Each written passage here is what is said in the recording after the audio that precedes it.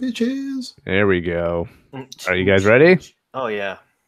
And 3, 2, 1, go. Contact is the answer. All right, there we go. All right, ready? Yep. Oh, yeah. All right, here we go. Hello, everyone, and welcome to That Pixel Life. This is episode 20 for August 23rd, 2018, and this week we're going to be covering some Gamescom 2018 news. Some early stuff has been announced this week. We'll probably got a lot more coming, though. There's also some ports being shoveled onto the Switch again, so we're going to talk about some of those. We're also going to talk about Path of Exile, and Shannon's going to give us a scoop on his time with Dead Cells, because we pretty easily talked him into buying that one. So we will get the deets from him on that one this week. Otherwise, this is going to be a fairly short episode, I believe. Every time we say that, it always ends up being like 2.5 hours long. But since there's not a whole lot to dig deep into, and this is sort of the calm before the storm, before the big games release and everything like that, we're going to have a little shorter episode this week. So just to say before we get started, head on over to thatpixellife.com for more from us. If you want to subscribe to our Twitter page, if you want to subscribe to us on YouTube and watch video versions of these shows, you can also join the Facebook group. There's a link there. And there's also links to support us on Patreon if you want to help keep the show running and get some cool incentives in the process. Also, don't forget to drop those iTunes reviews for us as well if you're an Apple user. Those help us out a lot, and we'd greatly appreciate it. My name is Josh Faulkner. Thank you all for tuning in again once again this week. I just fucked that sentence up, and we're like, what, 3 minutes into this? Good work. Yeah, so Elena Grimm's going to be out this week. She had a pretty nasty migraine today, and she just wanted to get to bed and get some sleep, so we let her have the night off, or the week off, actually. So she should be back next week. But Zach Anderson's here. Hi, Zach. I am here. I secretly think Elena just hates me. So yeah. Which, it's hard to blame her, but these things happen. Maybe you didn't cough up enough shiny Pokemon for her this week. Yeah, no, I was thinking about that. I've been flaunting my shiny Pokemons too much, and she just has had it. She's had it up to here. Yep. So. Must be. Mm-hmm. We got Shannon Moore here too. Hi, Shannon. Hey, what's going on? How are you, sir? It's a madhouse over here, I tell you. Got in-laws in from out of town. I know, right? Got the in-laws in from out of town. Baby's still up, running around, waiting to see his grandma and grandpa. So, yeah, just trying to, keep my audio levels in check and enjoy a podcast. Yeah, my kid's still awake too. He fell asleep on the car ride home when I picked him up from my mom's today, who was babysitting him. And he slept till a good 8:30 at night, and I thought he was going to sleep through the night, and he just woke up. Yeah. So I'm like, you woke up 30 minutes before it was your bedtime. Making that transfer is always the worst. Yeah. So I'm like, yeah, he's not going to bed anytime soon. So my wife is graciously taking care of him while we record tonight. It's totally the scene from Raiders of the Lost Ark with the statue when you're like, okay, can I get him out and into the okay? Oh, damn it, he woke up. Yeah, and what sucks too is because I had my Shenmue 1 and 2 copy that I pre-ordered at Best Buy, like ready for pickup, and I didn't want to stop and get it on the way home because I knew I'd have to wake him up to get him out of the car. I don't want to be shitty dad of the year and just like leave him in the car in the hot car while I go get my Shenmue game at Best Buy. So you're seeing the Twitter headlines already, Yep. So I wasn't going to be that fucking shitty of a dad. So I just like, I'll just pick it up tomorrow. Let him sleep because he'll probably sleep through the night. And it didn't matter because he woke up anyways. And I could have stopped and woke him up and picked that game up. But oh well, that's parenting for you. You never know what you're going to get with kids, man. They're too unpredictable. All right, so we're going to go ahead and just jump right into it this week. So let's start with our industry buzz. So Gamescom is happening right now, and we got some pretty cool stuff that's released this week. And there's some notable things. We got a lot of trailers. Like there's a new Sekiro Shadows Die Twice trailer that went through a lot of new details of that game, which I watched, which was pretty cool. We got some trailers for Life is Strange 2. They finally revealed the gameplay of that one and what kind of the story is on it. And did you guys watch that at all? Zach, were you a fan of the first game? I was, but I actually, I missed the trailer on this one, so I don't have, I don't really have an opinion on this. I saw the reaction that people are like, "Oh, this is really different," and this and that and other thing. But so could you explain to me like why it's different? Yeah, so Captain Spirit was about this boy who loves superheroes, and at the end you kind of find out he may possibly have superhero powers. So the whole Life is Strange game was, this Max girl had these powers that she could manipulate time and rewind time and stuff, and that was sort of the supernatural element of the game. So we thought that the sequel would have a supernatural element where this kid really had some kind of superpowers, and come to find out that the game is actually about two brothers, two young brothers who are living on, like, they're like homeless or like living on the road by themselves, and like the older one's taking care of the younger one, and some kind of event happened where they killed a cop or something. And I think these two brothers are the ones that have superpowers in some shape or form. And now that we've seen this trailer, I remember that in Captain Spirit, when it was revealed to the player that this boy may have superpowers, there was two kids standing behind a fence when this event that I won't go into detail on in case anybody wants to play it. There was two kids standing by this fence watching as this like last event happened before the game ended. And I believe that those two kids that were standing there are the two protagonists from Life is Strange 2, and maybe it was their powers that saved the boy. So it's kind of interesting now. So you have these two kids that are on the run, and that's what the game's about, and that's kind of what they alluded to. They didn't really go into any more details other than that. So Life is Strange is about two kids on the run trying to live on themselves with an older one taking care of the younger one. But does it look like the same type of interface or the same? Yeah, the gameplay seems to be similar. The graphics, like the graphics and the art designs, just the same. Even kind of the same engine type stuff. Right? Even has like the same crappy lip reading, like the lip syncing animations and stuff. So that's all there. But I mean, I really got to play Captain Spirit. I really got to get back to that one. Super short. I was actually surprised that they went such a drastically different route with it. Mm-hmm. I'm happy about that, actually, because I didn't want them just to repeat. Like, we don't need the same characters over and over again. Sure, I'm cool with them doing something similar, but in a different setting with a different another story in that world somewhere. Yeah. So, we don't need to rewind time and stuff anymore. Let's try something different. So that's exactly what they're doing, and I'm happy with that. So we got to see that finally. Did you catch though? Shadows Die Twice. The release date came out was March 22nd. Yeah. So I'm pretty stoked for that one. Those the first 3 months are packed. With games.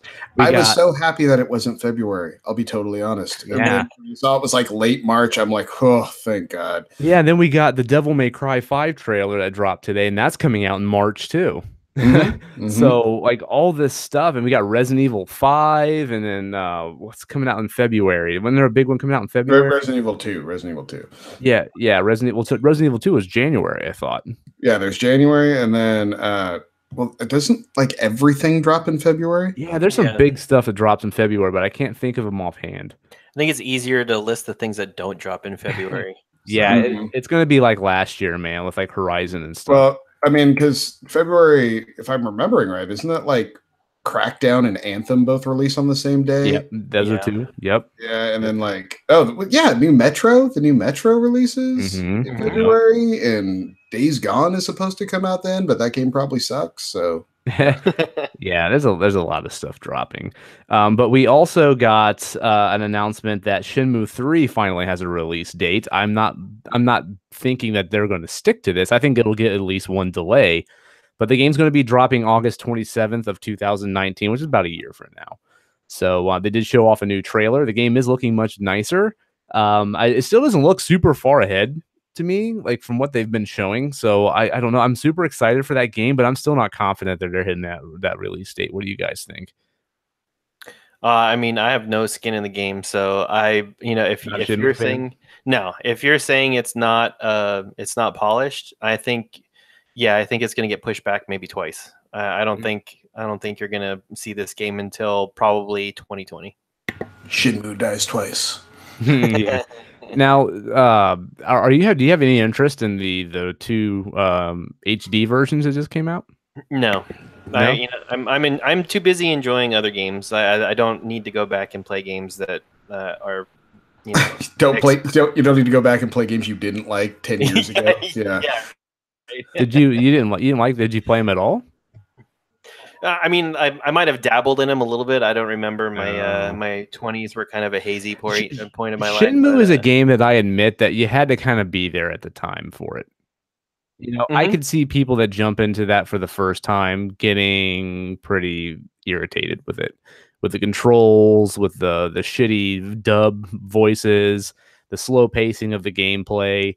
I mean, that game just worked for me, but I could see people having a problem with it now. Yeah, you're not selling me. Yeah, I mean, it's a different kind of game. I mean, a lot of people can compare it to Yakuza, but Yakuza. I was going to say that the Yakuza games are kind of the spiritual successors of Shenmue, right? Yeah, but they're a lot more action packed, and they're a lot darker too. Which is, you know, the Shenmue games are more lighter. Did you play Shenmue at all, Zach? I played the first one, and I got to the part where you need to move boxes with a forklift, and it was like that lasted about literally an hour too long. And I was like, yeah, I'm done. This is not fun for me. I don't know.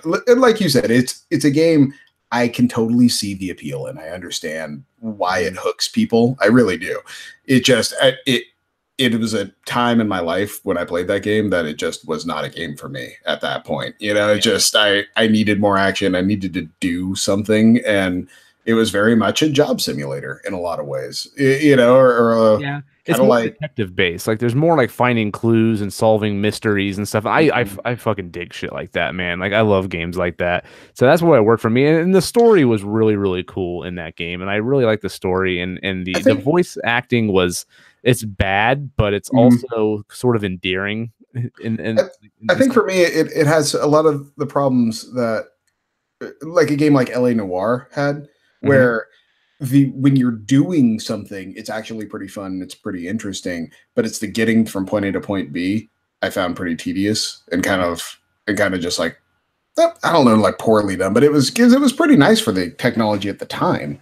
And it is something I would be curious to see if the 1-2 remasters are just that. Are they just up-res graphics and they are. They're ports. They're not remasters. They didn't do any polished gameplay or anything. So the best thing about that, like they are considered the definitive versions of Shenmue right now. Sure. And that's because, especially with Shenmue 2, because this is the first time because Shenmue 1 has never been on another console other than a Dreamcast. Shenmue 2 has been on the Dreamcast and the Xbox.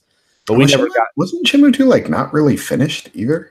No, I mean the third game. I mean they were planning on making a third game. They never got to until now. Sorry. You know, I'm thinking of KOTOR 2. I'm thinking of KOTOR 2. That was a game that like it kind of cut off like at a cliffhanger. But no, the game was finished. The problem was we never got Shenmue 2 on the Dreamcast in America. That came out in Japan and Europe only. We got it on the Xbox though. And the thing is that the Xbox version did some things graphically that were better than the Dreamcast version, and then the Dreamcast version did some things that were better than the Xbox version. In this version of the game, they pluck out what was best about the Dreamcast version and what was best about the Xbox version, and they put them both together to where you get best of both worlds. So this is like the best version of the game that you can get. But they're still like they didn't enhance the textures. They didn't, do anything special. They tweaked the controls a bit and they run at 1080p. I mean, that's pretty much all you're getting. This is more for people who just want to have a modern way to play these games, which were kind of difficult to play, before. I have not touched the remasters. I can't. I don't want to call them a remaster because they're really not. They're ports. They're glorified ports. But I am going to jump full blown into them tomorrow. My goal is to beat Shenmue 1 before Spider-Man comes out. And then hopefully I can get back into Shenmue 2 as well. I want to play through these games again and see how they've aged. And I'm really excited to get back into them. So there is that as well. So we'll talk about that more next week get I'll give you guys my thoughts and opinions on that. You think it would take you that long to beat it? Because till October to get through Shenmue 1? Shenmue 1 it only takes like 10, 12 hours to beat. Okay. They're not that, those games aren't that long. I mean, it depends on how much time you spend sticking around. I guess I had it in my head that they were like 30 hours. No, I mean 20 hours tops, but I mean most people can probably be in around 10 as long as you're not dicking around too much. It's really easy to screw around in that game. Gotcha. But yeah. Well, more on that next week. Also, they announced that the Dark Souls trilogy is coming out in October. Is this a weird announcement or what? God, dude. I saw it and I'm like, Josh is gonna buy that fucking game again. I'm not. Even I'm like, that's really not necessary. Like they're starting to pull a Skyrim now. Like they're just milking this shit as much as they can.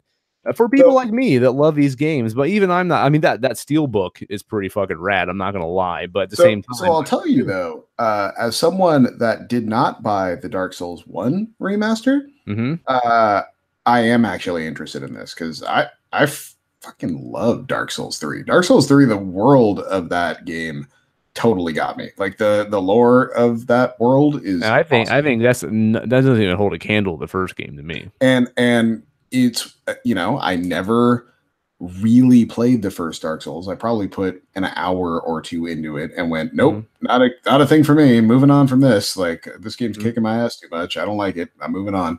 And after playing through, well, not through, but playing chunks of Bloodborne and Dark Souls 3, I've kind of re-examined and come to reappreciate those games. And so I've never touched Dark Souls 2. I barely scraped the surface on Dark Souls 1. So this is a package I probably will pick up because those are two games I want to at least try. I don't have the console version of the second one. I do on PS3, but I don't have like the PS4 or Xbox One version of it. I have that on PC. But I would like to have the console version. It's just hard to find that game cheap enough. Like if I could get for like $15 or something, I would have grabbed it on console just to have it. But if this if this collection like dropped to like $20 or lower, I would probably buy it then. Yeah. But this one has like Black Friday sale written all over it for me. Yeah. Something like that. I would buy it cheap, but I'm not paying $60 for it or anything like that. So, yep, there is that. I'll tell you, this is one game collection you will not peer pressure me into getting. Nobody can talk me into getting this game. Like none of them, any of them, never. Don't want to touch them. Don't want to play them. Just no. Everything's clunky. Everything's clunky. Feels clunky. Feels old. Feels weird. I don't like it. I don't like anything about it. And the thing about specifically Bloodborne and Dark Souls 3 is because you're not wrong. Like first off, I agree with you on a lot of that, Shannon. Like, yeah, like controls, it takes forever to figure them out, and then once you do, it takes forever to master them. So it's like a two-tiered approach. But once you master one of them, you got them all. Sure. Well, Bloodborne's pretty. I don't know. I felt like Bloodborne was really different from Dark Souls 3, and a lot of games start to emulate its combat. So, like, if you've played, Assassin's Creed, what was it? Origin, like that. Like you're going to kind of get that combat a bit better if playing something like that too. But the worlds that exist, like the world of Yharnam in Bloodborne, is fascinating. Like it is. I just want the lore collection for that. Like why like what happened there? Like why Yharnam is the way it is? Who are these people that became these monsters? Like I want that book. Just give me that book. I'll read it. Like it sounds fascinating. And Dark Souls is also the same thing with the Lords of Cinder and the realms they inhabit and these creatures that are there now. And like who yes, give me all of that. Just give me a book. I will read it all. It's great. But they have a comic series. The comics.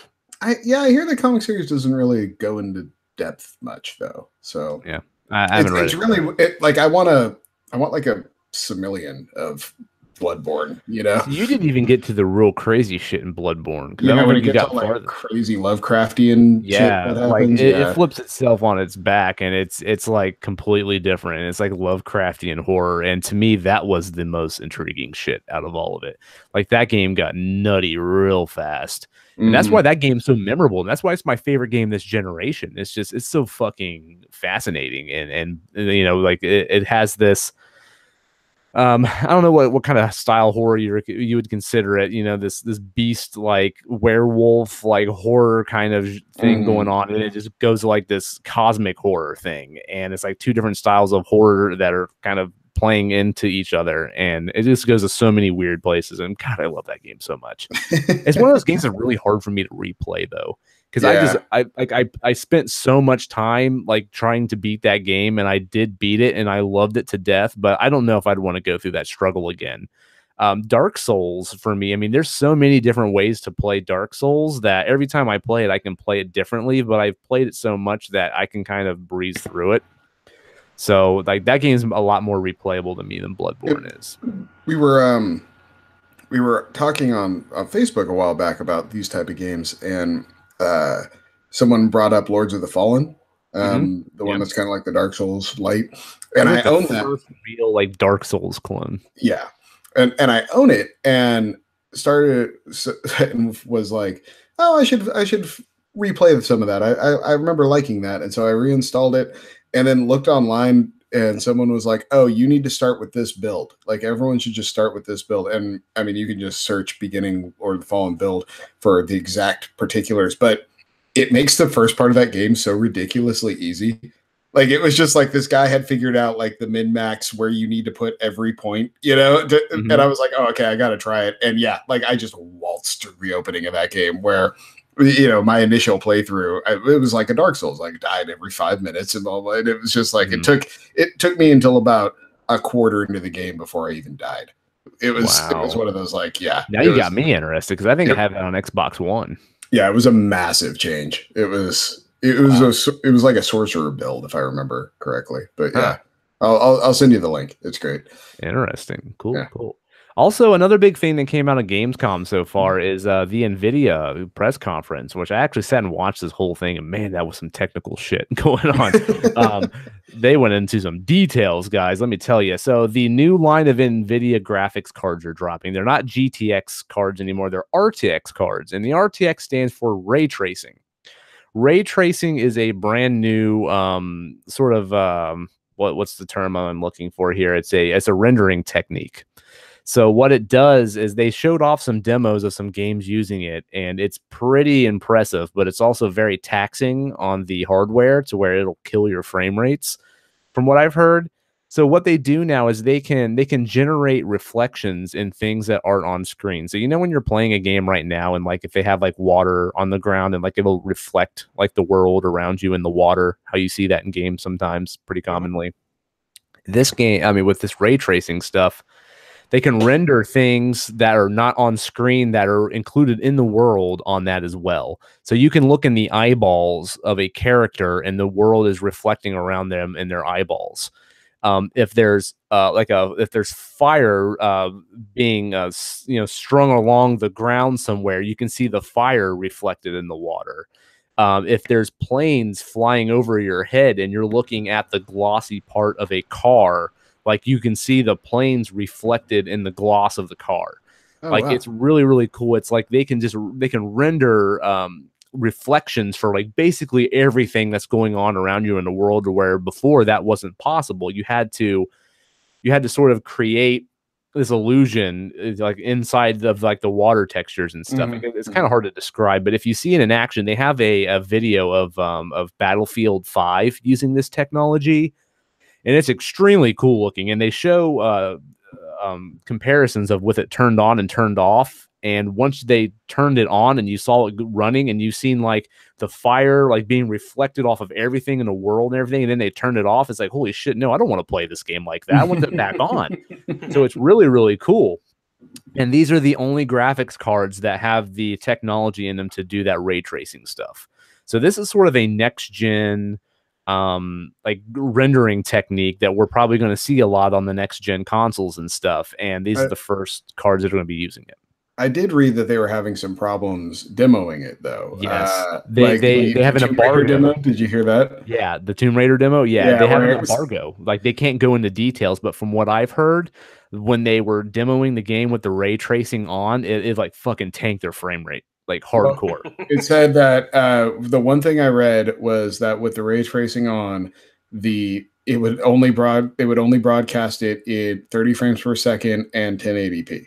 Yeah, and it's like that's not what you're spending $1,000 on a video card to do. Yeah, people want 60 frames per second at 4K. 4K, I mean, exactly. That's what people are shooting for, because no graphics card right now can achieve that.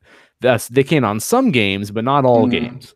And it'd be different. And it'd be different if this was like an additional card. If this is a card you ran in addition to your graphics card or something like that, remember the hair effects or tress effects or whatever that's they what this used to call reminds it. me of. Yeah, The hair effects. Yeah, Maybe they shouldn't have used Tomb Raider, because remember that was a Tomb Raider game. Yeah, yeah, it was the first game that got each individual strand of her hair, and I remember when that game came out, that fucking tanked my frame rate when I turned it on.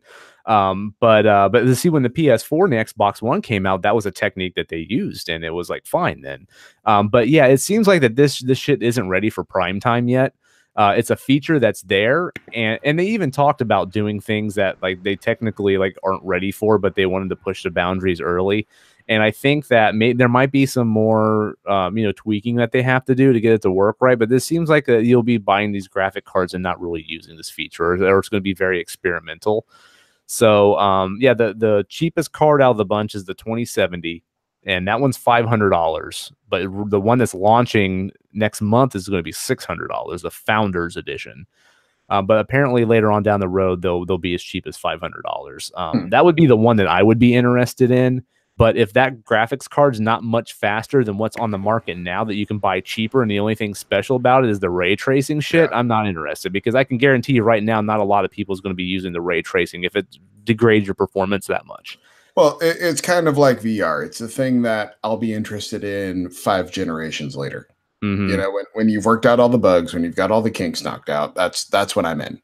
Yeah, absolutely. The 2080 is going to be $800, and the 2080 Ti is going to be $1,200. And this shit right here is why I am not a PC gamer. Like, yeah, that's hardcore. And I almost bought a new graphics card because mine's a little older and it needs some love. Like I can run pretty much anything at 1080p just fine, but I just picked up a 1440p monitor and I want to run things at a little higher resolutions.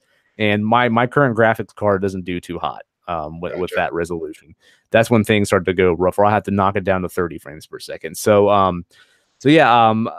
wanted one of these cards, but if the but with the price compared to the ray tracing not really seeming like it's quite there yet for prime time, I might actually just get one of the older cards that's the current series. Honestly, we'll just have to see. I want to see those benchmarks. I want to see how much faster they are.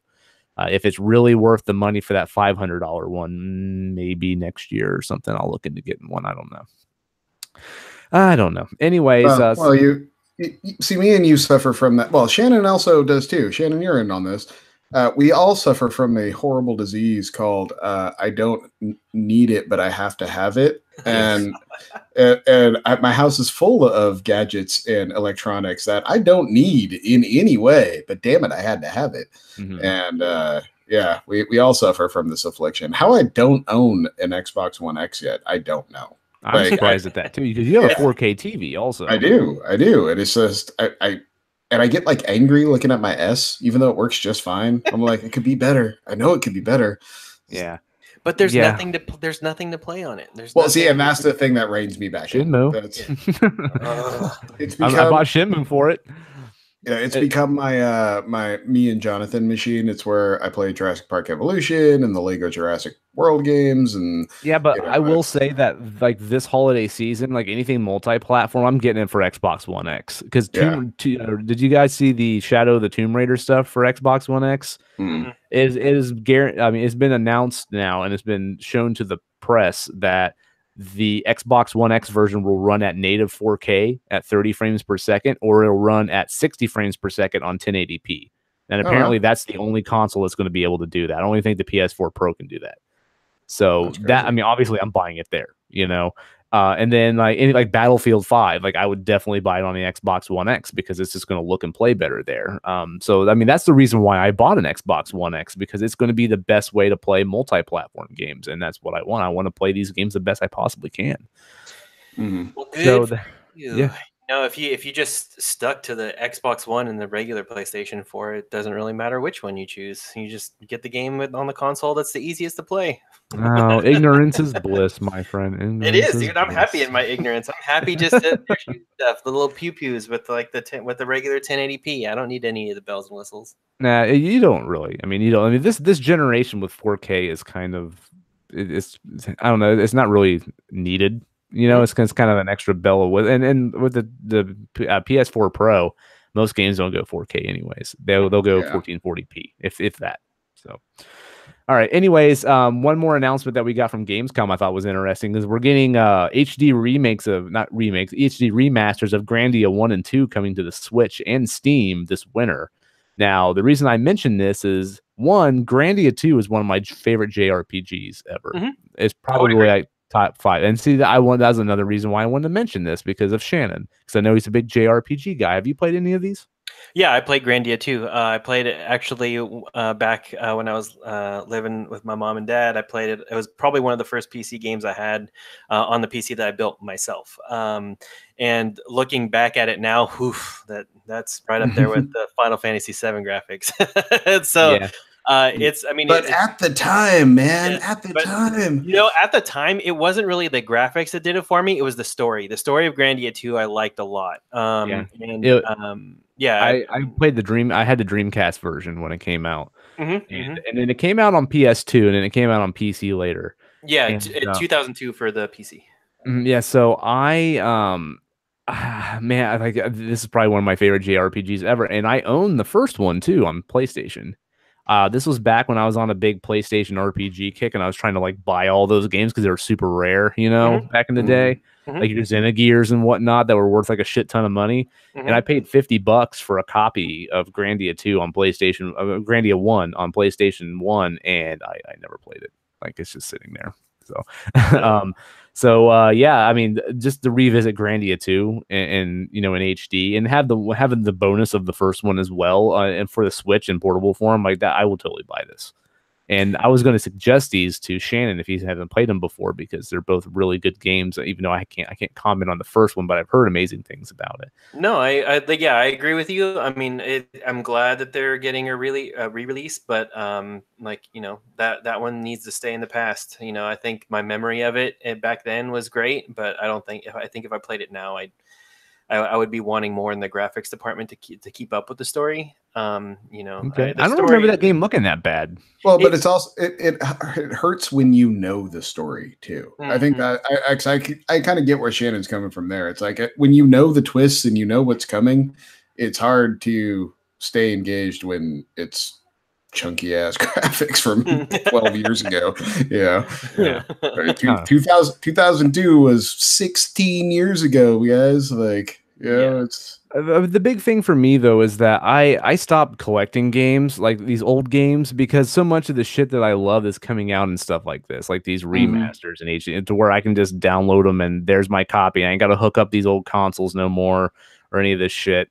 So this is kind of the reason why I like this stuff, and that's why I buy them all so much, because these are just, if I ever want to revisit these games, these are significantly easier and better ways to do so.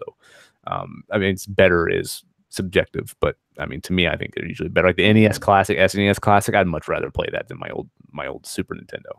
So that's just me though. So speaking of ports, Nintendo Switch is on a port roll here going on. So we just got a Diablo 3 official announcement for the Switch. And any thoughts and feelings on that one? Stop it. This horse is dead. Just stop beating it, please. It's not gonna gallop anymore. Stop whipping this poor horse. Just let it go, guys. I think this game has just been out way too long. Like, and it's on so many platforms, and people that are hardcore about it are probably already playing it on PC. I mean, as much as I love Diablo 4, I'm ready to move on for that game. So I'm not interested in the Switch port, but I mean, it's there for people who want it. Yeah, you want to talk about something that suffers from the Skyrim effect. This game is, I mean, I would almost say that this one's right up there neck and neck with Skyrim. Like, it's everywhere, and everybody's played it at least once on one platform. Like, just stop it. Stop it with the ports. Like, just spend your time on something else. Like, give me something new to play. Give me a new IP. Give me something to be happy about on the Switch. I would rather have Overwatch on the Switch. Like, give me that. I don't know how well that would handle. Like, to be honest, I know that to downgrade the graphics a little bit, but I think it's worth it. I mean, it runs super well on PC. I mean, you can run that thing on a potato. So I'm sure the Switch can handle it if they downgraded some of the graphics, ran it at 720p or something. It's probably doable. But I don't know about Diablo. I want a Diablo-like game for the Switch though, and Titan Quest isn't it. I mean, that port's apparently very bad. And that's an old PC game too, so I don't know why they failed at getting that to work on the Switch right. But yeah, I would love to have a game like this. It's just Diablo 3 is not it for me. Well, I mean, my issue is just, I mean, and like you said, I understand where people want to play the games that they love without having to drag out their old systems and their old consoles and all this stuff. But Nintendo has a problem. Like if you go down the amount of just ports that are available for the Switch, it is a problem. Like they need more original content, and because I know I can't be the only one that is sitting there with my system that I spent $450 on once I got the other controller and all the add-ons that you need and blah blah blah blah. And I'm going, great. I'm done playing Mario Kart. I didn't like Zelda. I liked Mario Rabbids. Don't play the fighting game that's coming out. Don't really like Aces all that much, even though I thought the demo was rad. I'm kind of hurting for some content. And you know what? I don't really want to play Diablo 3. Yeah, I played that shit 5 years ago, guys. For the second time on Xbox One. So I don't know. It's really giving me. Thank God for games like Dead Cells that I can play on the Switch. That's literally why I bought it for the Switch, to use the system. That's literally the reason I bought it. But I think Nintendo has a big problem with their release calendar and bigger games for it. It's becoming very apparent today. Do you guys think that maybe this is sort of a situation like with the beginning of a generation where a lot of games are cross-platform, where you're getting a lot of ports, like enhanced ports of like last gen games, like when PS4 came out, and Battlefield 4 was on both, 360 and Xbox One Xbox One and PS4 3 and 4. Like all like the first couple of years, it was all like games that were on both systems, but were just played and looked better on the newer ones. I wonder if that's kind of like the Switch situation, where like the first few years they're just padding it out with a lot of ports, and then they're going to start pushing out all the crap they've been working on throughout the years after the system launched, and you'll be getting more original new games. I think that's a possibility, or is this going to continue? So the thing that I see is with the PlayStation 4 and the Xbox, like when you had the previous console generations, everybody knew that like the technology for like the development was starting to push forward. Like it was the consoles that were restricting what the programmers wanted to do. So it was a logical progression when you went to the next console to re-release these games, so you could show the potential that the programmers had, or the vision they had for this game. It gave you something to kind of. It gave you a good point of reference, I guess, for what the new console was doing compared to the old console. What I'm seeing with Nintendo, though, is like Nintendo's console isn't as strong as the older PlayStation 3 and the Xbox. So you have these games that everybody else is clamoring for, that they want on this brand new console that they can take everywhere, and I don't think it's got the horsepower to push a lot of the new games that are coming out. So that's what they have to go with, is they're like, well, what can we do in the short term to appease the people that bought this, so that we can keep them on the hook long enough until we can get something out that our developers can push on our platform with the technology that we have right now. So that I think that's why you're seeing a lot of the ports, is because they know their technology is inferior, but they're trying to do the best that they can with the platform that they have, because they got to milk this for another, I don't know, probably 5 years before the next one comes out. Yeah, I actually think the Switch is more powerful than the Xbox 360, actually. You think so? Yeah, I'm pretty sure it is by a little bit. Yeah, I mean, they couldn't get Doom running. I mean, look at how easy they can make all these ports run. So yeah. I mean, they got stuff like Doom and Wolfenstein 2 that aren't on those. Yeah, but I thought those were down res too. I could have sworn they are. So I mean, so they're not. I mean, it's not it's the bargain basement of this generation's games. Like, I mean, if you want to play it and you just want the experience, you don't care about the graphics. I mean, it's a good platform to play it on just before the portability. But I mean, if you're a gamer, I mean, you want the whole. I think you want, you're trying to get the best package for your buck. I mean, and it's like, yeah, they've got Pokemon coming out in November and Smash in December, but it's like the rest of their calendar this year is like, yeah, let's play Valiant Hearts that came out 10 years ago, or like Dark Souls that came out 10 years ago, or it's just, you go down the list of releases for the Switch and it's just kind of sad, Yeah. Well, a lot of people just like the fact that they can buy these games in portable form too. I'm not saying that, which I totally get. Yeah. Which I totally get. I mean, I'm guilty of that. I bought some games again on the Switch just because I bought Skyrim on the Switch because I just want to play that game portably, But yeah, I mean, I see what you guys are saying, and just to throw another one in there. Apparently, there's a rumor going on that new Super Mario Brothers U is coming this year to the Switch as well, a port of the Wii U 2D Mario game. So that's a continuation of more Wii U shit being shoveled onto this thing, and that to me makes more sense though because nobody bought Wii U. Diehard Nintendo fans, and that's about it. So nobody played this shit. But my issue with that is the window for doing that is closed. Like that should have been their year one strategy. Is here's the new system. Here's all the kick-ass Wii U games. Just buy them. And they should have been available date and date. The pricing is my problem. So I did buy Tropical Freeze, the Donkey Kong game. Why? And that was $60, and that game launched on the Wii U at $50. And they're charging more for it. That's a 4-year-old game. And I just bought because I never played through that game. I wanted to, so I picked it up. But yeah, the pricing of those things are pretty bad. Hey, you still haven't played through it, have you? No. Nope. Sure haven't. Nope. I'll get to it, man. Just like that Wii U copy you were going to get to. I know. Yeah, just like that too. And Captain Toad. and Captain Toad, yeah. But it's okay, whatever. So yeah, hopefully that shit will stop too. But I mean, yeah, these games, a lot of people haven't experienced them, but they need to put the prices down on them a bit. I think they're charging too much. And Nintendo games, first party games, they never lower in price. They always stay high. Never. Yeah. It's like the Apple of video games. Like their shit always just retains its value. So yeah. All right, so let's move on to our weekly consultation for the week. Now, Shannon, I want to hear about your thoughts on Dead Cells because you weren't too sure about this game when we talked about it last week, and now it seems like you are all about it, sir. So please tell us, how do you feel about Dead Cells? Are you there, buddy? Shannon.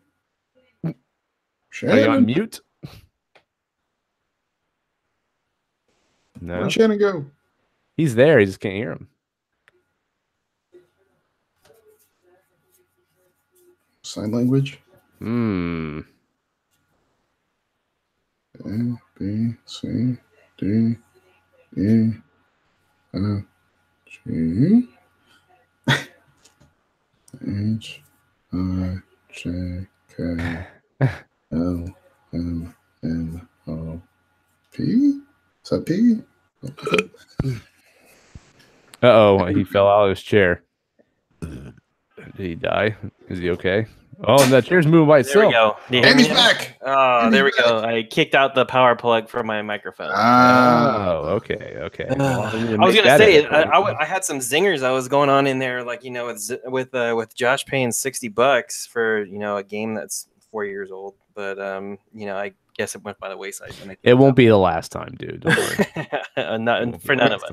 We'll always be able to make fun of Josh not beating Tropical Freeze that he paid more money for. Yeah, we're all gonna have that one purchase that all of us are ashamed of. But yeah, Dead Cells. Dead Cells. After you guys talked about it last week and seeing the smile on Zach's usually gloomy face, I definitely joy in his eyes, and that was man. It was like the Grinch whose heart grew 2 sizes that day. It's like all of a sudden, like there was a joy back in Zach's face that I had not seen in a while. Just for that reason alone, I got to give these guys money. I know, right? So like I went out and I bought it, and I do not regret that purchase. It is everything that you guys were talking about. It is amazing. It has its hooks in me, and other than a couple stupid brain dead moves where I've just totally flubbed it, I've gotten past the concierge, and you've gotten farther than all of us. I'm grinding pretty hard. Yeah, dude, trust me. Like when I sit down to play this game, I am focused. I'm ready to go. Like, the community, like our Facebook page, like Robbie, he's been giving us pointers and tips in the thread to get past some of the bosses. So he's kind of my coach. He's like telling me what I need to do to get past certain bosses. Your Dead Cells Mr. Miyagi. He is. He's like, you know how you have Fortnite coaches now. They're like, he's my Dead Cells coach. He's getting me good. Yeah. So yeah, it's awesome. I love it. Just there was just one moment where I raged pretty hard because I beat the concierge, and I was confused because there's like a blacksmith, and then there's the guy who you turn your orbs into. And the blacksmith, he can, he upgrades your weapons to give you special abilities or whatever to the weapons you currently have. But after I beat the concierge, I got a blueprint for a spear, and it was a pretty decent spear. And I went to the blacksmith to upgrade my weapons, and then I passed the orb guy because I didn't have any orbs to give him. And then I went on to the next level, and then I died. And when I died, I saw the blueprint drop next to my corpse. And no. I was just like, no, I got to remember to do it. And I'm probably never going to get that one back. I hit all those guys regardless if I have shit to give them. Like, I just do it anyways out of, reflex, I guess. Like, in between level. And that's one thing I do like about the game is that, like, every time you beat a level, like, they refill all of your shit. So when you go to the next level, it's not like you're low on potions anymore or anything like that. Like, you get all that stuff back, so that makes it a little more manageable. That's the thing, is just little things they tweak in the gameplay loop that just makes things like, I've never gotten mad at this game for dying. Every time I die, I'm just like, okay, and I start right back and keep going again. And like, once you get the gameplay down, like, I'm just watching myself play this game. I mean, obviously, I have to watch myself play because I'm playing the fucking game, but I'm watching it. You don't watch yourself play? That's amazing. Yeah. As I'm playing the game, like, I like the shit that I'm pulling off is incredibly cool to see. Like, just that once you get into the groove of this game, like, it's really awesome to watch people play at a really high level. And just when I hit that moment where, like, everything's just gelling and there's just this ballet of death that I'm pulling off here, it's incredibly cool. That's one thing I love about the game myself. But yeah, you've gotten farther than I have, man. Like, that's pretty impressive. The difficulty ramps up, like, dude, like, just when you think you're getting the hang of it and you got a good weapon set, the minute you get past that boss and you go to that next level afterwards, you're like, man, like, it's basically almost like I started over. Like, I have the weapons, but they're not doing jack crap against some of these enemies. And it's invigorating because it changes your strategy. Like, you almost feel overpowered after you've been playing that game for a while and you've powered up you've gotten some of your weapon power-ups and some of your ability power-ups. But like, once you get to even that first stage right after the concierge, you're just like, wow, like, none of my stuff is strong enough to take these guys down fast, and your strategy changes. So yeah, like, I haven't beaten the concierge yet, but I can get to the bridge pretty regularly now. Yeah, and I usually die at it's a fucking hand pound thing that he does. Yeah, that lunge he does. Yeah, what gets me. Damn it. Because I can't determine when he's going to do it. Like, that's the problem. So I did remap the roll button to the shoulder button, which helped. Oh, that screwed me up so hard. Really? Oh, really? Like, it really helped me. I use the R button with, like, open doors and shit and pick things up. I use that with B now, and I roll with the R button. And to me, that's what I did too. That just makes more sense to me because I can hit it faster. I think I'd already been, like, I was already committed to that original button setup. Like, I'd already been playing for a couple hours. So when I saw that you changed it, I tried it, and I tried for about an hour to get used to that, and I just couldn't. Like, it was messing me up too much. Yeah, I just found with my finger always on the roll, like, it was just way easier for me to pull off. Like, basically, your reflex will just hit it faster. Yeah, totally. But yeah, I got there was some weapon I picked up. It was like a hammer or some shit. And I wish I had that thing again because I was killing so much shit so fast that way with that weapon. But I right now I'm working towards putting cells into the like give me like a better random bow like skill. Like that's what I'm trying to get now. Like I'm trying to get to the point where they randomly generate more gear for me right from the start.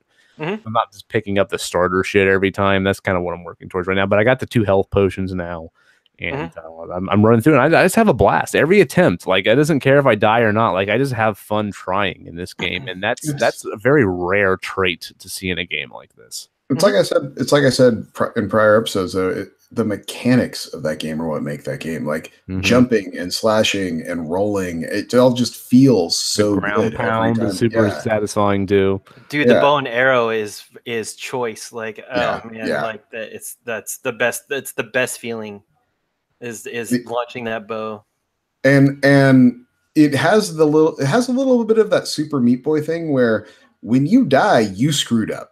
Like you never feel like the game cheated you somehow, I was expecting the roll to do this and it didn't do that, or I was expecting this guy to do that and the game did something else instead. It's like no, you knew exactly what was going to happen. You just weren't paying attention and you died. That's what happened here. I don't know. There've been a couple times where I've gotten a loadout that just straight shit, and I just can't do anything with it. It's all the roll of the dice, man. It's all the roll of the dice. The map I literally had a map that I had to restart. I couldn't I was in the opening prison area and there was no way to proceed.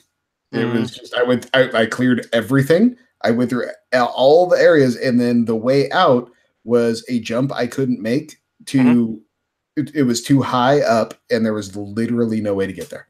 And so I had to quit out of the map and re-roll. Like it was just did the We Happy Few developers make that game? Exactly. But I mean that's gonna happen with random occurrences like that, I guess. But that was very frustrating. Wow, crazy. So yeah, man, I'm happy you like it. I was a little worried that you'd spend the money on it due to our recommendation, you'd hate it, and then like it's our fault you like wasted $25. I'm never buying the game you recommend again. You know what I am interested in picking up maybe this week? Actually, it's either this week or next week. Is that Messenger game, the one that's like a Ninja Gaiden like kind of? I haven't not heard about this. Yeah, it looks like old school Ninja Gaiden, and it's like it's an indie game. It's called The Messenger, and it's like a Devolver digital game, and it looks pretty cool. And it's coming to the Switch on the 30th, so I think it's only like $15 or something. So I just want Warframe to come out. Can they just get Warframe? Yeah, they haven't dropped a date on that one yet. So no, I mean Gamescom is still going on. We might still get a lot of stuff this week. So there's are you gonna check out that Death's Gambit game? I want to. Yeah, it looks kind of like Dead Cells ish a little. Yeah, there's been a lot of like Dead Cells versus Death Gambit thing, and to me it doesn't look as good as Dead Cells, but I am interested in it. Maybe if it's on sale, I'll pick it up. Is kind of crazy though, because I did not expect. I mean, I've been looking forward to. If you've been listening to me for a while, you would know I've been looking forward to Dead Cells for a long time. But even still, I didn't expect it to be a game where I'm like, yeah, that's totally on my Game of the Year list. You know, and it right now it absolutely is. It's pretty high on mine right now. I'd say. Yeah, it's pretty high. It's up there with God of War for me. I mean, there's a lot coming out still, but man, that game. I can't.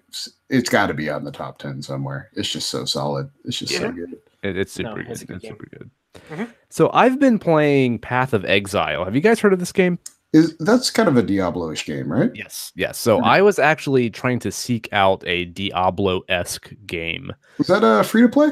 It is. Yeah. Okay. Yeah. Okay. I'm thinking of the right one then. Yeah. So when I've heard of this game, but for some reason I thought it was one of those like CRPGs where it's like Baldur's Gate, kind of like Pillars of Eternity, Divinity, Original Sin kind of thing. I thought it was like one of those games, which I don't really like that genre very much. So I just skipped over. I just never even thought about it. Plus, it's a free-to-play game. Most of the time, I don't fuck with those games anyways. But I was researching like Diablo-like games. So I've just been kind of itching for like a Diablo-like action RPG. And So, and there's a few good ones this generation I haven't even played. People tell me those Van Helsing games are pretty good. Those were super solid, actually. Yeah, I have a couple of them on Xbox One that I got with Games with Gold. I think I haven't even played yet. And then Grim Dawn is one that I've had recommended to me, which is sort of similar to those. I haven't heard of that one. Yeah, it's on PC only, I think, right now. But it's like $25. But it's similar to like the Van Helsing games, like in tone. So I was recommended that, but everyone that I have read about this topic has told me that not Pillars of Eternity, sorry, Path of Exile is the best action RPG Diablo-like game that you can play this generation. And that took me by surprise when I started reading that a lot, that opinion, because I was not even aware this game was supposed to be that good. So it's on PC and it's on Xbox One. It just came out on Xbox One like pretty recently, but it's been out since like 2013, 2014, something like that on PC. And they're just adding a brand new expansion pack to it, which adds like new acts and stuff to the game. So it's getting another big push, and that's how the Xbox One version came along. So I downloaded both the PC and the Xbox One versions to see, like the difference between the two and see which one I'd like to play. And I've heard that the community is much larger on the PC version, so I just went with that one. And I've played a few hours of this game, and guys, it is pretty fucking good. Like, really? I'm not gonna lie, this game is very much in spirit Diablo. Even like the controls and the way everything works, just like Diablo. Like everything I normally do when I play Diablo, like 3 and Diablo 2 and stuff, like all that shit works in this game too. Like I can hold my shift key down when I'm clicking and my character won't move. I love that. You can hold the alt key and like everything, all the goodies that are laying on the ground will like be highlighted with their names will show up on the screen. So you like can easily identify them and not miss out on things that are laying on the ground. Like all that shit works the same. You right click on your potions on the little tool belt on the bottom and everything. The difference between potions in this game, though, is that you can't have healing potions unless you have empty bottles to fill the potions up with, which I thought was interesting. That's like Diablo 1. Yeah, it's like sort of like a Zelda, like if you have to get your bottle and you can't fill it up with healing potions and stuff like that. So even your mana potions and stuff are like that too. So that's kind of one big difference. But other than that, everything's the same. So you pick your character class. I went with the Ranger. I always like the Ranger classes with the bows. And the character for the Ranger is a girl that looks like Ellen DeGeneres. So she's kind of funky looking. She has like short white hair and stuff. But once you jump into the game and you start equipping armor, like it drastically changes her appearance and everything. But I thought she was a little goofy looking at first. But so it does have so it is like customizable looking characters and all that. Yes. Well, you can't, like, from what I've seen, like, they just have, it's just like Diablo. Like, you have, like, the different character classes, and they all start out looking the same. But every time you equip a piece of gear, it changes your appearance. Like, everything will change your appearance in some way, just like Diablo. So you play as this exiled character, and you're put on a ship, and you're thrown off onto some island or whatever, where they throw off exiled people, and it's full of like cannibals and zombie-like people that are like diseased or whatever. And then you come onto this town of like survivors that are like exiled as well. And then you start off on this whole adventure, and it's just like Diablo. Like you go around zones, and there's quests that you pick up in towns, and you complete these quests, and you turn them in, and you get rewards, and you're always getting loot. The loot is everywhere, and you're picking up the loot and equipping everything and comparing all your stuff. There's even like identify scrolls. They call them wisdom scrolls of wisdom or something like that that will identify the items. Like everything's just like Diablo. But the thing here, I would totally have called them like scrolls of Cain or something like that. Absolutely. And like they have your vendors in town. The main difference here is that in the towns in the game, like they're populated by other players. So you can see those people running around and doing their thing too, sort of like an MMO or sort of like a Destiny or something like that, which is really cool. They're not just barren and only populated by the players that are in the actual game with you, like, joining in your party. So they have all that stuff too. And everything is just like Diablo. It's super polished, just like Diablo is. The game graphically is much nicer than Diablo 3. It uses a lot more modern rendering techniques, and the game looks much more modern. So it's a very pretty game. It runs great, like on my system. So better than like a Torchlight 2? Yeah, much better, much better. Yeah, it's one of the best looking versions of these games I've ever seen. Absolutely. Interesting. Yep. And the great thing about it is the entire game's free to play. Where how they make their money is they have all kinds of like you can buy like armor sets in the game that make yourself look cooler. They have a lot of cosmetic stuff. Like you can buy like these trails that will like come off of your character as you run. Like you can have butterflies come off your character as you're running or something if you want. Like there's stupid shit like that. Shannon wants to. Let me tell you. Yeah. Oh yeah. I mean, you can have sparks and lightning come off, and like you can buy these effects. No. I want butterflies. Rainbows, and butterflies. Unicorns. Yeah. So it's like Fortnite for Diablo. Yeah, pretty much. They do have an auction house. I was going to say, are there like a loot crate system? But no. Okay. Absolutely so no gambling mechanics built into it. No, they do have the auction house. Remember the auction house from Diablo 3? Oh yeah.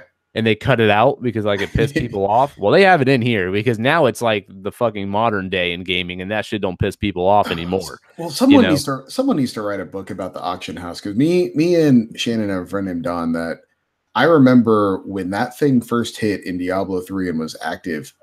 Him and his brother figured out a way to game it, and they were making just like insane money for that. Like 2 weeks it was live. Yeah. Just getting stuff and selling them on there. And it was one of those things where I think that is as much a reason as they shut it down as it wasn't popular, was people were figuring out how to rig it for just thousands of dollars. And it was never meant to do that. And but I would love to see an expose about all that. I think it would be really interesting. Yeah, I never really understood why they cut it. I thought it was just because people were complaining about it, like the fact that it existed. Whereas today, that seems like something that would completely exist in the microtransaction world we live in. But this game, they do have an auction house in it, and you can if you have high level gear, you can put it in the auction house and sell it, and then like you can pay real money for the gear if you want, and then like the developer takes a cut and stuff like that. So that's how they're making money in the game. But I'm not super crazy far into it. I'm probably 3 or 4 hours into it. But everything I've seen so far, there's nothing this game does to try to gouge you out of money. I mean, you can play it just like you would a $60 Diablo game that you played. As far as I can tell, someone correct me if I'm wrong out there, but it is one of the better free-to-play games that I've seen in terms of microtransactions and stuff. So there's the full-blown experience there if you want to play it that way. Now, does it have like a very like forward story? Like, is it a followable, or is it just like a Destiny? Like, oh, there's some big thing happening, just go do stuff. Yeah, I've been kind of glossing over the story in it, honestly. Okay. So I'm not, because I mean this didn't do anything to like catch my interest in the beginning. So it's not like I'm going to sit and listen to everyone when they talk. Like I kind of skip over the dialogue to kind of fucking get to the point and keep going. So as of right now, I mean, I don't think I'm in the game long enough to really make that call. But I mean, it does have a full story and everything. It might not be as cool as Diablo's, but it's there, if you and want it's like and I mean, I've gathered this because you said like Rangers and stuff, but it's a high fantasy type setting. Yeah, a little more grounded in reality from what I've noticed. More of a Game of Thrones, less. Yeah. I mean, you still have your fantastical shit in there, but it's like a little more grittier. Than that. I mean, you still have like your wizards and shit like that in here too, but it seems like grittier. I'd say Game of Thrones is a very good comparison for this. But yeah, if you're looking, sorry, Shannon, go ahead. No, I was just gonna say, like, based on what you're telling me, this is like another hot recommendation. I just actually looked at their webpage, and yeah, like everything that you're saying, like it just hits, like it's in that wheelhouse for me. Like this would have been a better use of time for Nintendo to get onto the Switch instead of Diablo 3. Oh, there you go. There you go. I actually like that call. The game seems to be so scalable to platforms. Like the PC version, like I mean, as good as it looks, like I can run it in 1440p at like 60 frames per second. Like they got it running at 60 frames per second in 4K on the Xbox One X.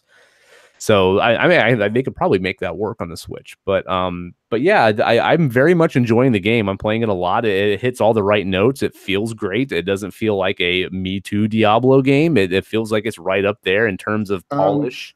As far as multiplayer, do you know anything about that? That's the thing. Like you can have people join your party and play with you, just like you do on Diablo. The only thing is, like, I'm not sure how well it handles like with like random players. Gotcha. Because the Diablo, I love how not Diablo. I'm sorry, like Destiny. I love how they just have a like a search and it just throw people in there that are playing the same mission as you are, and you just go in and do it. I haven't seen anything like that so far, but again, I haven't dug too deep into that stuff yet. So hopefully there is a way to play with random people better, but it might just be like Diablo where you just make friends and you all join a party and play. But yeah, I mean, if you guys are interested in this on Xbox One, let me know. I would totally jump in with you guys and check it out. I think I'm going to download it while we're talking here. All right. So, yeah, cool. Yeah. I mean, I would totally be down to check out I have it installed on my Xbox already, so it's ready to go. Right. I would love to play around with some different character classes, so I'd be down for that if you guys want to check it out. But oh yeah, I'm gonna take the Xbox back from the bedroom and move it out to the game room and download this game. Yeah, there you go. There you go. So yeah, if anyone out there is wanting, a Diablo-like game that's not Diablo 3, this is worth checking out, and it's on Xbox One and PC. So now I've been impressed. Do you feel it's like grindy to the point where they're trying to get you to spend money on things, or is it all like no? I mean, that's a good question. Like, do you feel like any of it you're hitting any unnatural barriers? I'm still early on, but no. I mean, it feels like the progression of a Diablo game. It feels about the same. Like, because of the way I play these games, I don't like to go to like vendors and buy gear. I like to I like to everything that I pick up and equip, I like to earn. Because I always feel like I'm going to spend a bunch of gold on something from a vendor, and then I'm just going to find the same damn thing or better when I go out on the field. So I always have that in the back of my head. And like, I'm always picking up better gear to improve my character. And I'm always feeling like I'm progressing well and getting stronger and stuff like that. I never feel like the game's like got some kind of brick wall it's throwing in front of me to try to get me to grind more or anything like that. It seems about the same type of progression as a Diablo game. And I was very shocked going into this as a free-to-play game that I had that feeling that I didn't feel like they're trying to, pull some shit out of my wallet. So, I'm still very pretty you early. Think they try to get money out of your wallet? Seems weird that they try to pull shit out of your wallet. Yeah. Why are you shitting in your wallet? Yeah. I mean, there's nothing else in there. I got to fill it with something, right? But yeah, it's. I gotta laugh or I'm gonna start crying. So yeah, I highly recommend. I'll follow up with this, in future episodes because I'm still very much playing it, and I'm excited to play more of it. So hopefully I can comment more on the free to play stuff later. But from what I've seen so far, it's all mostly cosmetic stuff and just higher end gear, and all the gear has level caps. So it's not like I can start a brand new game at level 1 and then go buy a bunch of fucking high end gear with real money, and then just beast through everything in the game. Like, you still have level requirements, there's still stat requirements. When you level up your character, there's like a big map with little bubbles. It kind of reminds me of Final Fantasy X, where like one bubble has like webs out of other bubbles, and like you can't get to those bubbles until you get the ones before it. And they all give you different stat boosts and abilities. They're socketed items. You can socket stuff right from the beginning, and some of the sockets will give you special moves and abilities, which is really cool. I mean, all that shit's here, man. It's like full-blown Diablo-like experience, but just sort of like a darker game. And I'm really enjoying it so far. Nice. Awesome. So yeah, I have it downloaded. We will play. All right, awesome. All right, so let's get on to our weekend review. We'll go ahead and wrap this bad boy up. And Zach, I'm gonna let you start, man. You had some bad news that happened to you this week. So yeah, I had a lovely weekend in Tahoe for my mother's birthday, and my wife and I are driving home, and we hit a patch of traffic in Sacramento, which is about 2.5 hours away from my house. And traffic comes to a stop in front of me. I stop, and I look in the rear mirror to see the woman behind me driving, looking to the left out her window, not forward, and coming right at me. And was your kid in the car? No, thankfully it was just my wife. Neither one of our kids were in the car, so it was really good in that regard. But she hit us and blew us up, man. It crunched in. I had a Dodge Durango, and the smashed in the back of that pretty good. Ripped the entire exhaust system off, which I thought was impressive. Oh, boy. When it got put on the tow truck, the whole exhaust system of the car was just hanging by where it connects at the engine. Like, it was just all disconnected. Fluid was just pouring out of everywhere from the back. I did enough insurance work in my day to just know a totaled car when I see one, and that car was gone. And well, more importantly, how are you and Steph doing? so I'm beat the fuck up, man. Like my back is not in all that great a shape right now. I'm leaning pretty hard to the left, as it's just a normal state of being. So yeah, I need to get myself to some massages and some chiropractor work because I'd be lawyering up and getting one of those neck braces, man. I'd be milking that shit. Oh yeah, no, it's a good thing to have friends that are lawyers because I have made contact and phone calls already.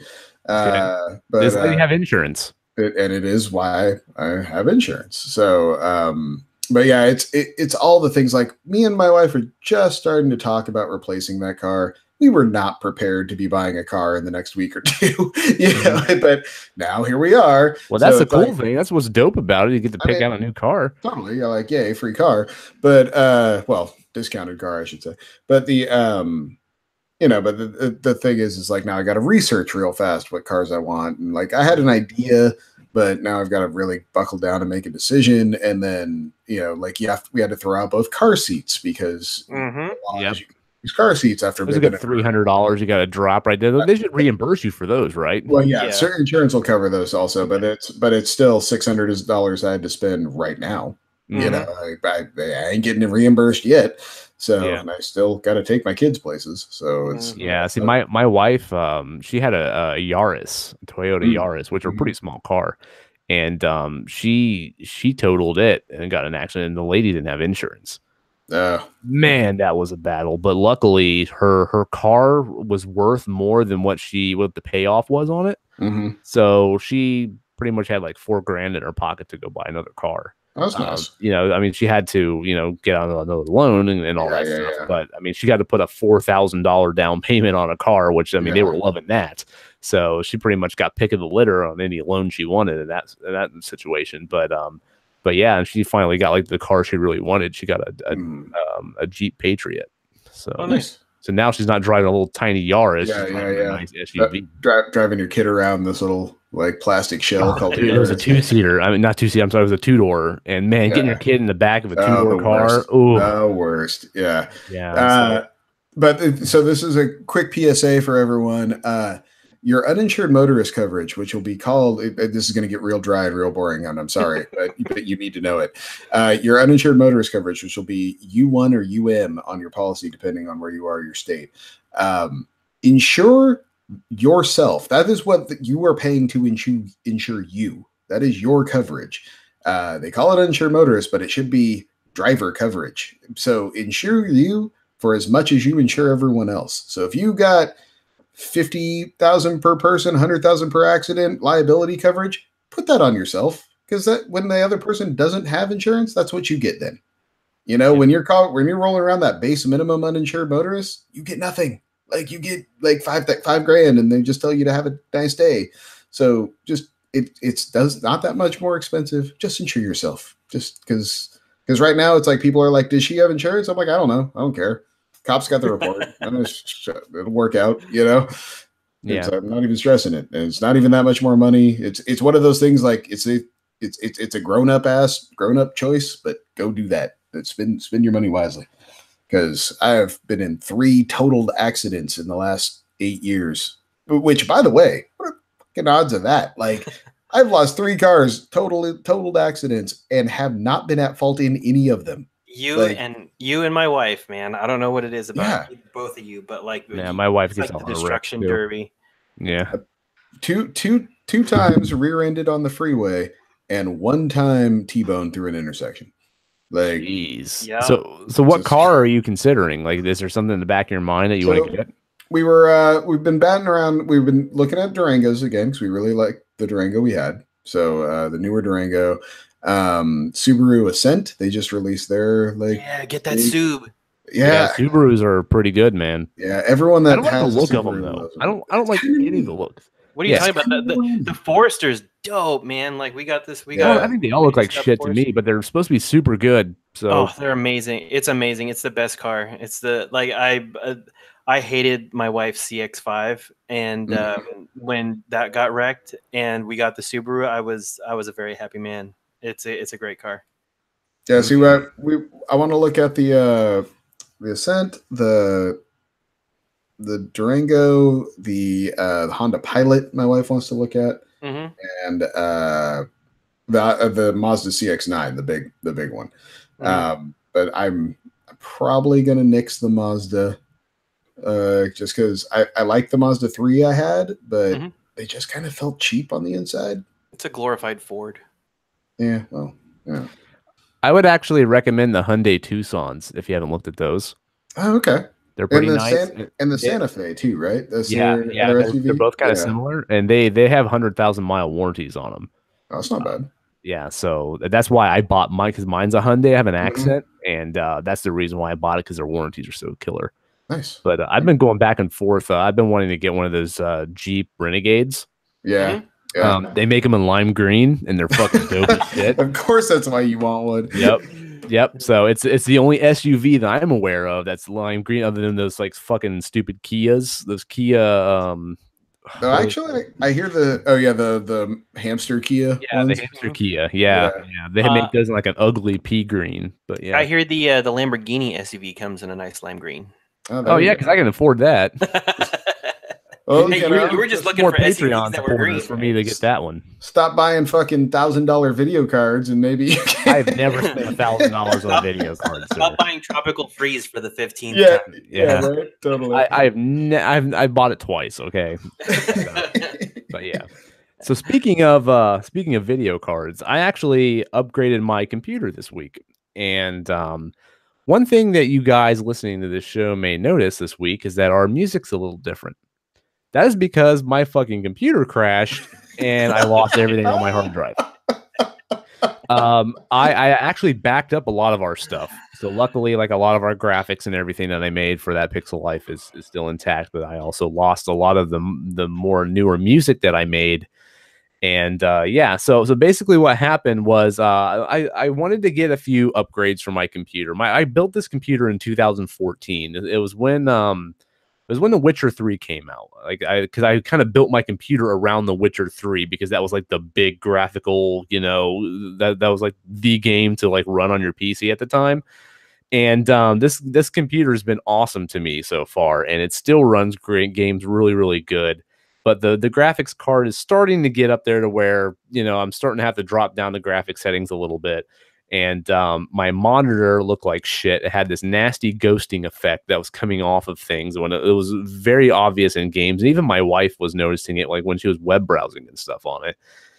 And all my games run off of a mechanical hard drive, like a terabyte one. And everything's all about solid states now. And I had a solid state in there to run the Windows 10 operating system, but it was only 120 gig.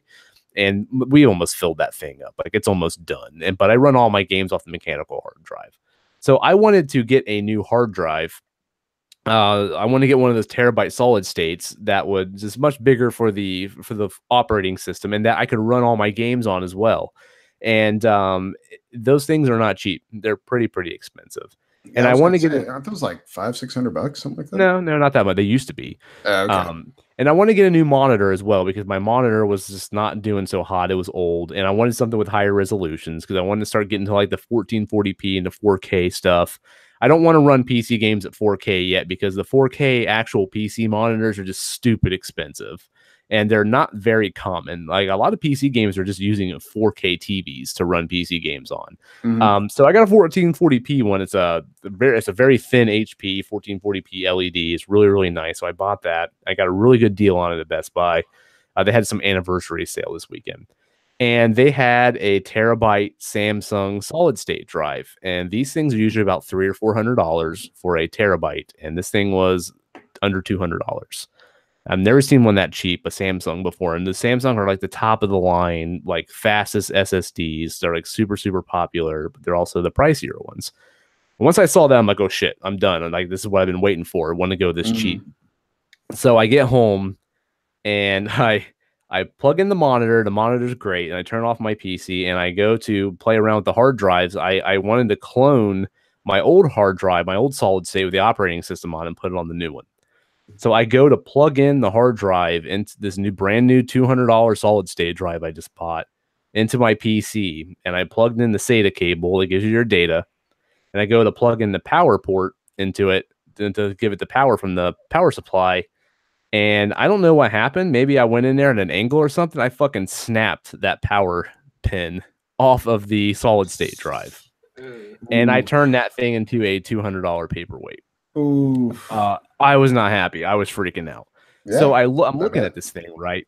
And the pins are all still there, but the plastic around it that fits into the port was snapped off.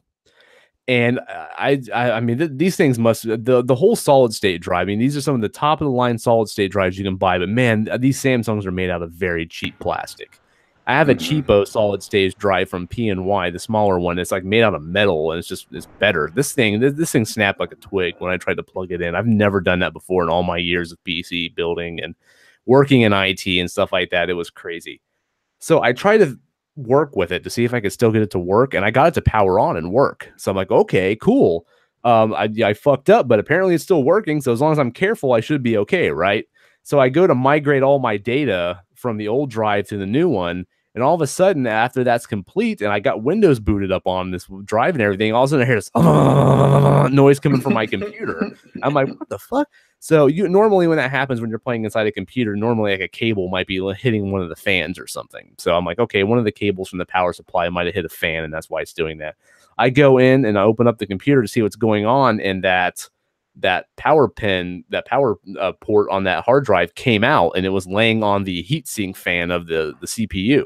Oh, wow. So I go to look into to plug it back in. Now the pins are completely fucking missing on the solid state drive. Like this thing is just done now. It's done. And I'm like, oh shit, what am I going to do? And now I just lost all my fucking data on my hard drive because I was stupid. I migrated over thinking I could make it work.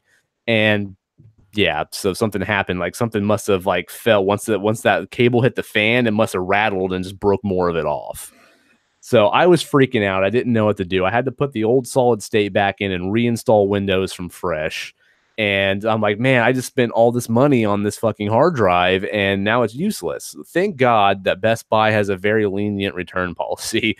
So the sale on this thing was so big that nobody else had these things in stock near me. I had to drive almost an hour to another Best Buy in Cincinnati, Ohio, that had one of these in stock in order for me to exchange it to get another one. Wow. And I didn't want to get another brand because I would have actually paid more for a shittier solid state drive.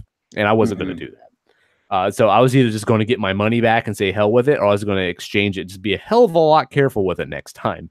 And so I did. I got a new one. I got home with it. I was a lot more careful. I got it up and running now. Everything's good. I got my games running off this thing. These things load super quick now. It's really, really nice.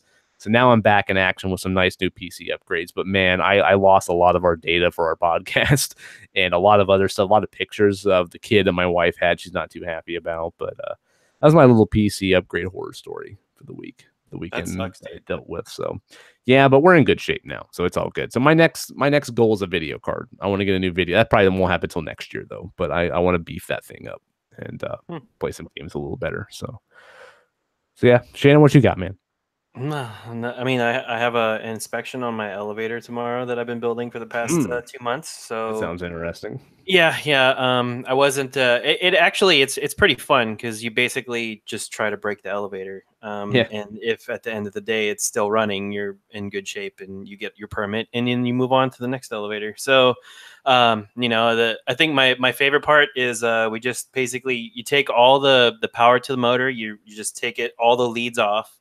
You pull the brakes and then you just let the elevator fall. And then there's this governor, an overspeed, mechanical overspeed switch that trips. And then it basically like pulls like the e-brake, I guess you could say. Like it pulls a hand, like there's these wedges underneath the car. And when this cable gets pulled, it basically just shoots these wedges out. So it wedges the car in the rails. Yeah. And it makes a god awful, it's basically like it's probably one of the only things that you sometimes see in the movies done right. Like when the elevator like starts going down the hatch and you see like the sparks flying off the side of the car. Like, it's not as dramatic. There's no sparks, but you do hear that, like, it does kind of sound like a freight train going down some rails. So that'll be fun. But wouldn't it hurt the car if you just let it drop? It's a really violent test.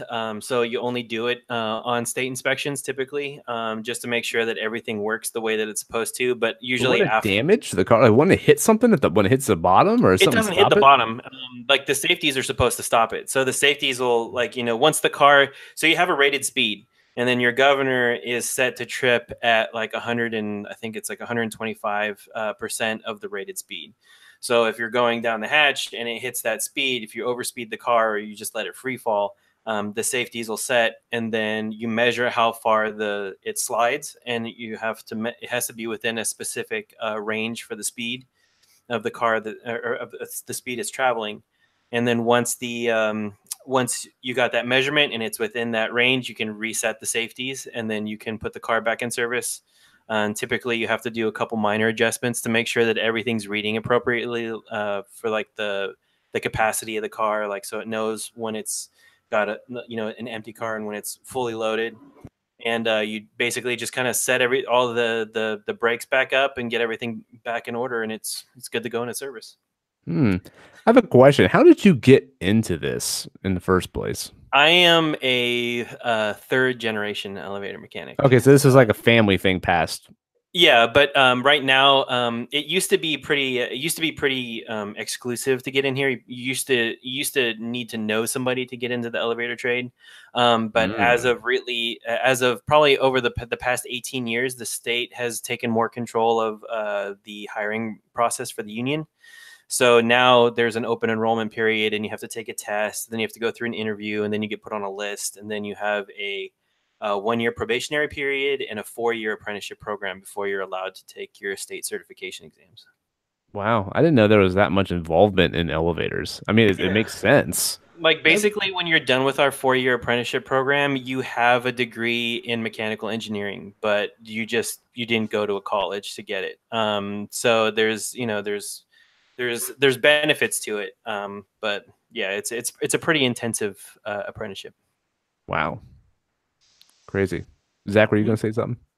I was going to say, I want people that work on small boxes that hold me, 100 feet in the air to be highly skilled and trained. Yeah. So, yeah, that's what I'm saying, man. Makes sense.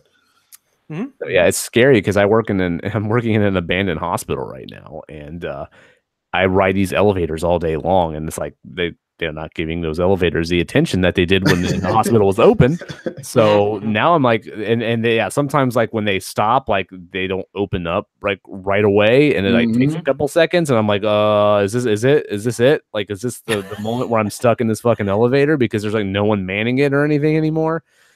So yeah, and guess what? It ain't like the movies. You can't open that hatch on the inside from the inside. Yeah, it's not like I'm going to crawl out of the top and climb some cables and then I'm out, Yeah, especially because that's locked. Like that is not open. It's locked. Yeah, so it's kind of freaky that I'm in this because I feel like there's no one to help me if something goes wrong with this elevator that's not probably being inspected anymore or anything like that. I'm not even lying, dude. If I were you, I'd be on the stairs every day. I'd just be like, well, get my exercise. Let me get I'm decommissioning computer equipment, so I'm going around with carts full of desktops. I ain't pushing that shit down the stairs, so it's a little difficult.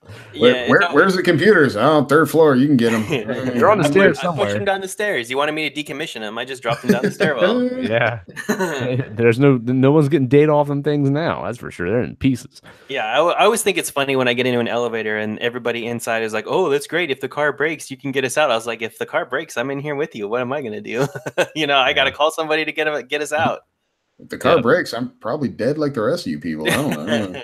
You guys like swap out music in an elevator? Is there like a fucking like CD, like MP3 cartridge or something you plug in for like boring elevator music? Secret Bluetooth channel that he can plug. I was gonna say, like, there's a lot of cool stuff that you can do to elevators nowadays, and it just all depends on how much money you want to spend. A lot of the like big, there's like 4 big companies, and they all have these RFID chips that you can put in like pens, so that when you walk into an elevator, The panels will change depending on what the chip is programmed for, what the RFID chip is programmed for, and it'll play theme music if you walk in. So like they always made jokes that like the head of one of the bigger elevator companies had the Imperial March play when he walked into the elevator, and he had like the whole like Star Wars like theme on the walls at their corporate offices. But yeah, I mean, you could have theme music if you wanted to anytime you got in an elevator. Just you'd have to pay a buttload of money for it. Oh, okay, so it's not all like Yanni and Kenny G music then, huh? No, I mean, I think that's kind of going the way of the dodo. Like, nobody really wants to listen to horrible music anymore. It's all about floor to floor times. So, like, they want you to get somewhere fast. So it's all about destination control and destination dispatch. And I'm probably boring half of our. Most of the elevators I go into have no music. Yeah, no, yeah. Nowadays, it's just they want it to be quiet and fast. Yeah. Gotcha. Don't we all? Don't we all? Yes, sir. All right. Well, we'll close it there for this week. So, once again, before we get out of here, don't forget to follow us on Twitter. You can find us at That Pixel Life. You can join us on the Facebook group as well. You can head over to thatpixellife.com, find the link right at the top. It says community. Don't forget to leave those iTunes reviews as well for us if you guys don't mind. And make sure you shoot us a message if you have any requests, any things you want us to talk about, any feedback you want to get us. There's plenty of ways to reach us, and that's all on thatpixellife.com. So don't forget to check that out as well. Do you guys have any parting words before we head out of here? Guys, we did it. First episode under 2 hours. And this is 20. One. We're 20 in the belt, man. 20 episodes. I know. Look at us finally getting to the damn point. Yeah. Absolutely. All right, guys. We'll see everyone next week. Hopefully, Elena will be back for the festivities as well. Otherwise, have an awesome weekend. We'll see you guys next week. See you. Peace. Bye.